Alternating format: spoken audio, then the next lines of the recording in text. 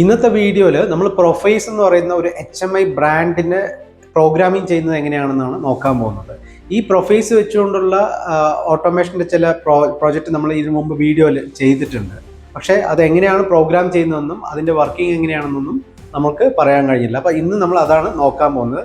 ഈ പ്രൊഫൈസ് എന്ന് പറയുന്ന ബ്രാൻഡ് ആക്ച്വലി സ്നൈഡർ എന്ന് പറയുന്ന കമ്പനിയാണ് ഇപ്പോൾ ടേക്കപ്പ് ചെയ്തിട്ടുള്ളത്. For your kind information. അപ്പോൾ നമുക്ക് നേരെ വീഡിയോയിലേക്ക് പോകാം. വിഷൻ കൺട്രോൾസിൻ്റെ ലേണിംഗ് ആൻഡ് സൊല്യൂഷൻ പ്രൊവൈഡിംഗ് ചാനലിലേക്ക് എല്ലാവർക്കും സ്വാഗതം. നമ്മൾ ആദ്യം പറഞ്ഞ പോലെ ഈ പ്രൊഫൈസിൻ്റെ ഒരു HMIയിലെ ഒരു ടൂളാണ് നമ്മളിന്ന് പരിചയപ്പെടുത്തുന്നത്. GP Pro X എന്ന് പറയുന്ന സോഫ്റ്റ്വെയറാണ് അതിന് വേണ്ടിയിട്ട് നമ്മൾ ഉപയോഗിക്കുന്നത്. അപ്പോൾ ഇതിനകത്ത് ആദ്യം ഓൺ ചെയ്ത് വരുമ്പോൾ തന്നെ അതിനകത്ത് കുറച്ച് ബേസിക് ആയിട്ടുള്ള ഡീറ്റെയിൽസ് എല്ലാം ചോദിക്കും. അത് എൻ്റർ ചെയ്യണം. നമുക്ക് ഏത് മോഡലാണ് നമ്മൾ HMI ഉപയോഗിക്കുന്നത്, ആ കാര്യങ്ങൾ നമ്മൾ സെലക്ട് ചെയ്ത് ഇതിനകത്ത് കൊടുക്കണം. അതെല്ലാം ബൈ ഡിഫോൾട്ടാണ്. ജസ്റ്റ് നമ്മൾ ഓക്കെ കൊടുത്താൽ മതി. അതിനുശേഷം മോഡൽസ് ഈ കാണുന്ന രീതിയിൽ നമ്മൾ സെലക്ട് ചെയ്ത് കൊടുക്കുക. നമ്മൾ ഏത് മോഡലാണോ ഉപയോഗിച്ച് പ്രോഗ്രാം ചെയ്യാൻ പോകുന്നത് യഥാർത്ഥത്തിൽ അതാണ് നമ്മൾ സെലക്ട് ചെയ്യേണ്ടതായിട്ട് ഉള്ളത്. ഇനി നമുക്ക് ജസ്റ്റ് മാക്സിമൈസ് ചെയ്തിട്ട് ഇതിൻ്റെ ടൂള് നമുക്ക് നോക്കാം എന്താണ് നമ്മൾ കൊടുക്കുന്നത്. ആദ്യം നമ്മൾ ഉദ്ദേശിക്കുന്ന ഒരു സ്വിച്ചും അതേപോലെ തന്നെ ഒരു ഔട്ട്പുട്ടായിട്ട് ഒരു ഇൻഡിക്കേഷൻ ലൈറ്റുമാണ് നമ്മൾ കൊടുക്കുന്നത്.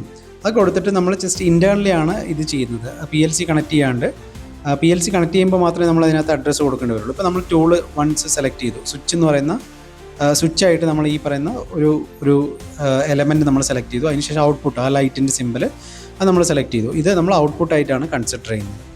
ഇപ്പോൾ ഇത് പല രീതിയിൽ നമ്മൾ ഡിസൈൻ ചെയ്യാം കേട്ടോ. ഇത് ഏറ്റവും ബേസിക്കാണ്, തുടക്കക്കാർക്ക് വേണ്ടി മാത്രമാണ് ഈ വീഡിയോ. അപ്പോൾ നമ്മൾ ഇത് ജസ്റ്റ് ഡബിൾ ക്ലിക്ക് ചെയ്ത് കഴിഞ്ഞാൽ അതിനകത്തോട്ട് കയറും അഡ്രസ്സ് കാര്യങ്ങളൊക്കെ കൊടുക്കാനായിട്ട്. ഇവിടെ നമ്മൾ കൊടുക്കേണ്ടത് ബേസിക്കലി നമ്മളൊരു PLC ഉപയോഗിക്കുന്നുണ്ടെങ്കിൽ അതിൻ്റെ അഡ്രസ്സാണ് കൊടുക്കേണ്ടത്. അത് ഉപയോഗിക്കുന്നില്ലെങ്കിൽ നമ്മളവിടെ ഇൻറ്റേർണൽ എന്ന് നമ്മൾ സെലക്ട് ചെയ്ത് കൊടുക്കുന്നു. ഓക്കെ, ഇത് മാത്രമാണ് നമ്മളിവിടെ ചെയ്യുന്നത്. അതേപോലെ ഓക്കെ കൊടുക്കുക. സെയിം തന്നെ നമ്മൾ എന്ത് ചെയ്യുന്ന ഔട്ട്പുട്ടിലും അതേപോലെ ഇൻറ്റേർണൽ എന്ന് നമ്മൾ സെലക്ട് ചെയ്ത് കൊടുക്കുന്നു. ഇൻറ്റേർണൽ സെലക്ട് ചെയ്ത് കൊടുത്തു കഴിഞ്ഞാൽ പ്രത്യേകിച്ച് പുറത്തൊന്നും ഒരു അഡ്രസ്സ് ഇല്ലാതെ നമ്മൾ ഇൻറ്റേർണലി തന്നെ ഈ HMI നമുക്ക് സിമുലേഷൻ വഴി നമുക്ക് കൺട്രോൾ ചെയ്യാനായിട്ട് പറ്റും. ഇപ്പോൾ നമ്മൾ അഡ്രസ്സ് എല്ലാം കൊടുത്തു, ജസ്റ്റ് ഇൻറ്റേർണലാണ്. ഇനി നമ്മൾ എന്ത് ചെയ്യുന്നു, ജസ്റ്റ് സിമുലേഷൻ വഴി നമുക്ക് ഇതിനെ റൺ ചെയ്യിപ്പിച്ച് നോക്കാം.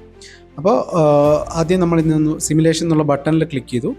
ഇപ്പോൾ HMI വന്നിട്ട് സിമുലേഷൻ മോഡിലോട്ട് പോകും. കുറച്ച് ടൈം എടുക്കും അത് ഒന്ന് പ്രോസസ്സായി വരാനായിട്ട്. അത് കഴിഞ്ഞ് കഴിഞ്ഞാൽ നമുക്ക് നേരെ ആ സ്ക്രീൻ നമുക്ക് വിസിബിൾ ആവും. അതിനുശേഷം നമുക്ക് ആ ബട്ടൺ, പർട്ടിക്കുലർലി ആ സ്വിച്ച് ആണെങ്കിൽ ആ സ്വിച്ചിൽ നമ്മൾ ക്ലിക്ക് ചെയ്ത് കഴിഞ്ഞാൽ അത് ഓൺ ആവുകയും അതിനുപോലെ ഔട്ട്പുട്ട് റൺ ആവുകയും ചെയ്യും. ഇത് കണ്ടോ, ഇപ്പോൾ നമ്മൾ ജസ്റ്റ് ക്ലിക്ക് ചെയ്ത് കഴിഞ്ഞാൽ ഔട്ട്പുട്ട് ഓൺ ആവുന്നു. ഇത് നമ്മൾ ആക്ച്വലി ഒരു PLC വഴിയോ അല്ലെങ്കിൽ വേറെ ഏതെങ്കിലും ഒരു എക്സ്റ്റേണൽ ഡിവൈസ് വഴിയോ ചെയ്യുകയാണെങ്കിൽ നമ്മളതിനെ എക്സ്റ്റേണൽ എന്നാണ് സെലക്ട് ചെയ്യേണ്ടത്. അപ്പോൾ ഏകദേശം ഒരു ഐഡിയ കിട്ടിയെന്ന് വിചാരിക്കുന്നു. ഇപ്പോൾ ഈ വീഡിയോ വളരെ സിമ്പിളായിട്ടുള്ള ഒരു വീഡിയോ ആണ്. ഒരു ബിഗിനർ ലെവലിലുള്ള ആൾക്കാർക്ക് മാത്രമേ ഇത് യൂസ്ഫുൾ ആവുള്ളൂ. അല്ലാത്ത ഒരു എക്സ്പീരിയൻസ് ഉള്ള ആളാണ് നിങ്ങളെങ്കിൽ ഈ വീഡിയോ തീർച്ചയായിട്ടും നിങ്ങൾക്ക് സ്കിപ്പ് ചെയ്യാവുന്നതാണ്. ഇനി ഇതുമായി ബന്ധപ്പെട്ട് നിങ്ങൾക്ക് ഫർദർ പ്രോഗ്രാമിങ്ങിൻ്റെ ആവശ്യമുണ്ടെങ്കിൽ വാട്സപ്പ് നമ്പർ കൊടുക്കുന്നുണ്ട്, കമ്മ്യൂണിക്കേറ്റ് ചെയ്യാം. അപ്പോൾ മറ്റൊരു വീഡിയോയിൽ വീണ്ടും കാണാം. താങ്ക്